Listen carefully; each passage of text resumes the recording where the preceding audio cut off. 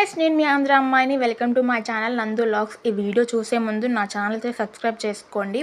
Sunday వచ్చిందంటే చాలు ముక్కలేంది ముద్దైతే దిగదు కదా. నాకైతే చికెన్ అంత ఇష్టం, కానీ మేము 2 వీక్స్ నుంచి అసలు చికెనే తెచ్చుకోలేదు. ఎందుకు అనుకుంటున్నారా? ఆ కోళ్ళకి ఏదో రోగం అయితే వచ్చిందంట కదా, ఆ భయంతో అయితే మేము అసలు చికెనే తెచ్చుకోలేదు. నాకు నాన్ వెజ్లో వండడం వచ్చింది అది ఒకటే, కానీ ఈసారి అది కూడా లేదు. ఇంకెన్ని రోజులు తినకుండా ఉండాలో తెలియదు అసలు. మీరు కూడా చికెన్ తినకండి. ఇంకా సండే అయితే స్పెషల్గా ఏదో ఒకటి ఉండాలి కదా ఇంట్లో. అలా అని మా అమ్మ అయితే ఆంధ్ర నుంచి ఎండు చేపలు పంపింది కదా, అవి వండుదాం అనుకున్నా, కానీ నాకు వండడం అస్సలే రాదు. ఫస్ట్ టైం నేను చేయడం. ఇక మా అమ్మకి కాల్ చేశాను అనమాట, ఎలా వండాలనేసి. మా అమ్మ అయితే చెప్పింది. మీరు కూడా ఒకసారి చూడండి, మీకు యూస్ఫుల్ అవుతుంది.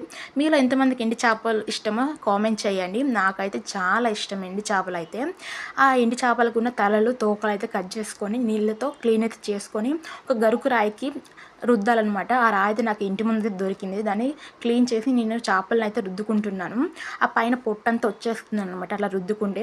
ఇక ఒక సట్లోకి చేపలు వేసుకొని 2 టమాటాలు, 2 ఉల్లిపాయలు, 2 పచ్చిమిర్చి అయితే వేసుకొని, ఒక చెంచా పసుపు, ఒక చెంచా ఉప్పు వేసుకొని, 2 స్పూన్ల కారం వేసుకోండి. మేము కొంచెం కారం ఎక్కువ తింటాం కాబట్టి నేనైతే 3 స్పూన్ల కారం అయితే వేసుకుంటున్నాను.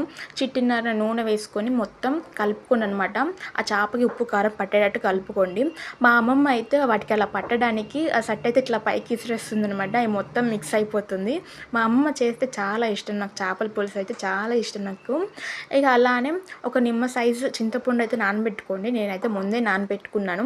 నేను పెట్టుకున్నాక చింతపండు పులుసు అయితే దాంట్లో వేసేసుకొని, మీకు ఎంత పులుసు కావాలో అంత అయితే వేసుకోండి.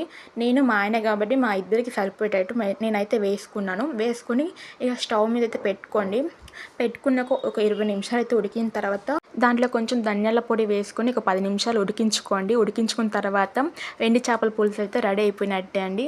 తింటే టేస్ట్ సూపర్ ఉంటుంది. Thank you for watching my videos.